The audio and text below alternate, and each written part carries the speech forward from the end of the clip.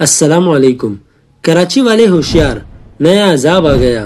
لوگوں کے گھروں کے چولہے ٹھنڈے، شہری رل گئے، حکومت کو بد دعائیں دینے لگے۔ کیا آپ حالات حاضرہ سے آگاہی حاصل کرنا چاہتے ہیں؟ خبر کے پیچھے چھپے اصل حقائق جاننا چاہتے ہیں تو ابھی سبسکرائب کیجئے جلمل پاکستان کو اور ساتھ ہی گھنٹی کے نشان پر کلک کر دیں۔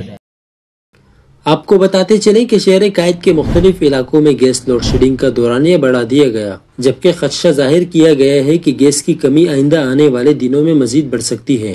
فیلڈ مینٹیننس کے باعث کراچی میں گیس کی فراہمی متاثر ہونے سے مختلف علاقوں میں گیس لوڈ شیڈنگ کا دورانیہ بڑھا دیا گیا۔ لوگوں کے گھروں میں کھانا پکانا مشکل ہو گیا۔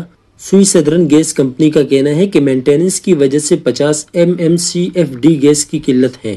گیس کی کمی آئندہ آنے والے دنوں میں مزید بڑھ سکتی ہے۔ یاد رہے گزشتہ ہفتے ترجمان SSG نے ہدایت نامہ جاری کیا تھا، جس میں کہا گیا تھا کہ شہر میں 12 سے 27 اگست گیس کی سپلائی میں کمی ہوگی، جس سے گھریلو، کمرشل، انڈسٹری، کیپٹو پاور شدید متاثر ہوں گے۔ گیس فیلڈ کی 16 دنوں کے لیے 3 مراحل میں مینٹیننس کی جائے گی۔